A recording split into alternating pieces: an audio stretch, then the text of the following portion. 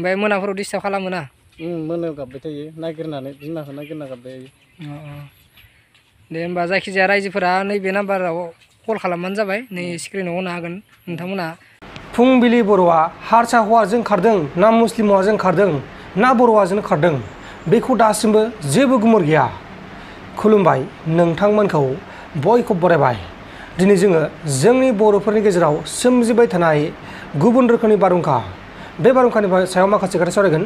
बे बारहुंखाया बारदों बाक्सा डिस्ट्रिक्टआव बाक्सा जिल्लानि सिङाव थानाय बागानपारा ओनसोलनि रौमारि मासथिया गामिनि जगेश बर'नि अनजालि बिसि फुंबिलि बर'आ थांनाय जुन दाननि 14 खालार खालिनो न'निफ्राय गोमानानै दङ बा न'निफ्राय खारलांदों। मास मोनसे बारलांबाय बा 1 दान बारलांबाय दिनैसिमबो जेबो गुमुर गैया। नाथाय बिथां न'खरनि मानसिफोरा बा फुंबिलिनि फिसाया गोबां नागिरदोंमोन, भिडिअ बानायदोंमोन, नाथाय दासिमबो बबेयाव दङ जेबो गुमुर गैया। ना सोरबा मुस्लिम हौवाजों खारलांखो ना जोंनि बर' हौवाजों खारलांखो ना हारसा हौवाजों खारलांखो बेखौ दासिमबो जेबो हमदांनो मोनाखै। दा बेनिखायनो नोंथांमोना नैबे नुबाय थानाय जेब्ला फुंबिलि बर' बेखौ नुदोंबाथाय हमनानै दोन आरो जुदि हमनो हाया अब्ला नैबे नाम्बारफ्राव फन खालामनानै फोरमायहरबानो जाबाय।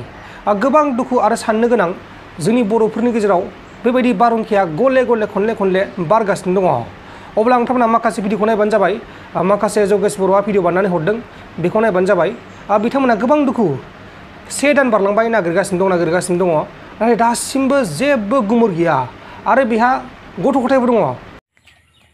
जगेश नोंथांनि बिसियादि गोमानानै दोङो माला गोमानाय आरो खै थारिखै गोमादोंमोन नोंथाङा एड्रेसखौ होनो हागोन नामा आरो डेटफोरखौ खोन्थानो हागोन नामा?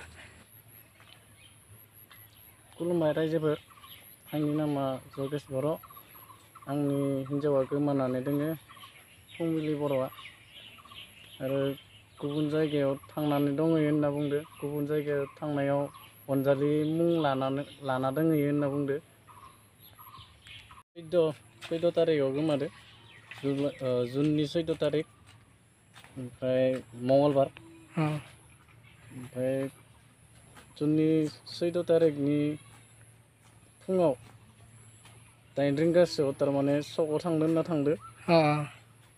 सकआव थांदो होनना थांनायावनो मानसिया इखालिनिफ्राय गैया दासिमबो नागिरना मोनाखै। होमबाथ' मास मोनसे बारलांबायानो ना? मास मोनसे बारबाय। ओमफ्राय दा इनिफ्राय गामिया मा गामि बेफोरखौ खोन्थानानै होदो। गामिया मा गामि बे डिस्ट्रिक्टआ मा गोलैयो? डिस्ट्रिक्टआ बाक्सा डिस्ट्रिक्ट, गामिया रौमारि मासदिया। बेनिफ्राय दा मानसिखौ मोनोबा नागिरना दोननांगौ आरोना रायजोफोरा?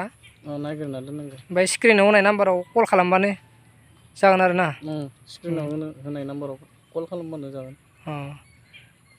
ओमफ्राय दा ओरैनो नोंसोर मा सन्देह सोरबा हौवाजों खारदों ना ओरैनो खामानिफोर मावना दंहैयो बायदि? थांनायाथ' सासे सेंग्रादो थांदो होनना बुंदो मानसिफोरनि बुंनायाव। दाथ' मोजाङै मिथिनाय जायाखै। थांदोबाबो जेबो नङा फैफिननांगौ आरो न'आव। गथ' दोङो गथ' गाबबाय थादो नागिरनानै। गथ'आ बेनोबा? गथ'आनो। बैसोआ बेसेबां जाखो गथ'निया? बैसोआ 3 बोसोर जाबाय। 3 बोसोर। ओमफ्राय मोनाफोराव डिस्टार्ब खालामो ना? मोनायाव गाबबाय थायो नागिरनानै बिमाखौ नागिरना गाबबाय थायो।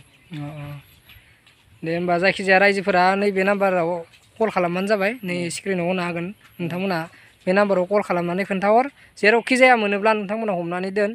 जायखिजाया मानसिखौ दा नांथारगौ जानानै फैदों। मानो होनोब्ला बेबो गोजानावसो थायोमोन, दाखालिसो फैदों कर्नाटकनिफ्राय। ओमफ्राय दा नै फिसाजोआबो नागिरबाय थायो बिमाखौ सानफ्रोमबो नागिरनानै दावराव दावसि जाबाय थायो। बिदिनो न'खराव जानो लोंनो सुख सान्ति गैया जादों। रायजोफोराथ' मिथिखागानो माबायदि जायो।